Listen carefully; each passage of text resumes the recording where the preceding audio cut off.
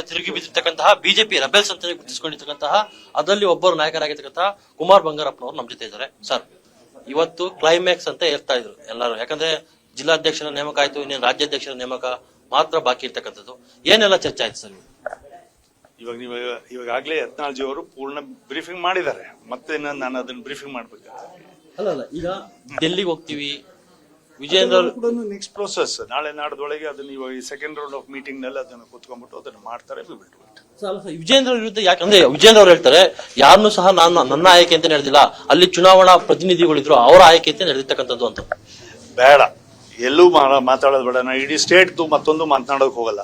ಶಿವಮೊಗ್ಗ ಜಿಲ್ಲೆದೇ ಯಾರನ್ನ ನಮ್ಮನ್ನ ಕರೆಸಿ ಒಂದ್ಸರಿ ಮಾತನಾಡಿದಾರ ಅಂತ ಅವ್ರು ಕೇಳ್ಬಿಡಿ. ಬೇರೆದು ನಾನು ಬೇರೆ ಜಿಲ್ಲೆದು ಮಾತನಾಡಕ್ ಹೋಗಲ್ಲ, ಸ್ಟೇಟ್ ಮಾತಾಡೋಕೆ ಹೋಗಲ್ಲ.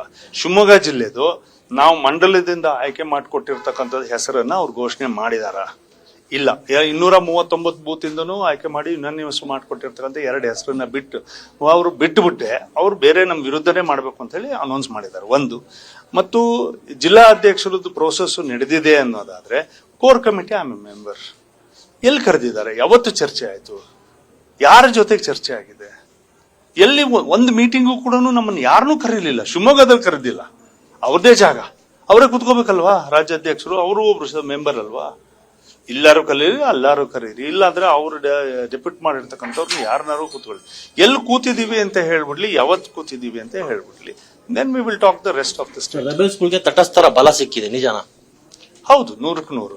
ಯಾವುದೇ ತಟಸ್ಥ ಅನ್ನೋದಕ್ಕಿಂತ ಇವರೆಲ್ಲ ಸೀನಿಯರ್ ಲೀಡರ್ಸ್. ಬೊಮ್ಮಾಯಿ ಅವರು, ಅಶೋಕ್ ಅವರು, ಇವರೆಲ್ಲ ಸರ್ಕಾರ ತಂದವರು, ಯಡಿಯೂರಪ್ಪನವ್ರನ್ನ ಮುಖ್ಯಮಂತ್ರಿ ಮಾಡಿದವರು.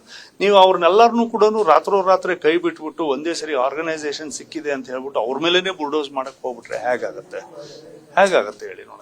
ನಾವೆಲ್ಲರೂ ಕೂಡ ನೀವು 8-9 ವರ್ಷ ಆಯ್ತು, ನಾವೆಲ್ಲರೂ ನಾವ್ಯಾರು ಮಿನಿಸ್ಟ್ರಿ ಕೇಳಿರ್ಲಿಲ್ಲ, ಆರ್ಗನೈಸೇಷನ್ ಎಲ್ಲಿ ಇದ್ದನ್ನು ಕೇಳಿರ್ಲಿಲ್ಲ, ನಾವ್ಯಾರು ಕೇಳಿಲ್ಲ. ಬಟ್ ಇವಾಗ ನಮ್ ಸರ್ವೈವಲ್ ಹೆಂಗಾಗಿದೆ ಅಂದ್ರೆ, ಪಾರ್ಟಿ ಸರ್ವೈವ್ ಆದ್ರೆ ನಾವೆಲ್ಲರೂ ಸರ್ವೈವ್ ಆಗ್ತೀವಿ ಅನ್ನೋ ಮಟ್ಟಕ್ಕೆ ನಾವೆಲ್ಲರೂ ಇದೀವಿ. ನನ್ನಂತ ಕಾರ್ಯಕರ್ತರು ಎಷ್ಟೋ ಜನ ಇದ್ದಾರೆ. ಹಾಗಾಗಿ we are going to fight for the justice. ನಿಮ್ಮ ಅಜೆಂಡಾ ಒಂದೇ, ವಿಜಯೇಂದ್ರ ಚೇಂಜ್ ಆಗಬೇಕು. 100%. ಇದಿಷ್ಟು ಕುಮಾರ್ ಬಂಗಾರಪ್ಪ ಅವರ ಮತ್ತು ಕ್ಯಾಮರಾಮನ್ ಪ್ರಶಾಂತ್ ಜೊತೆ ರಾಘವೇಂದ್ರ, ಪವರ್ ಟಿವಿ, ಬೆಂಗಳೂರು.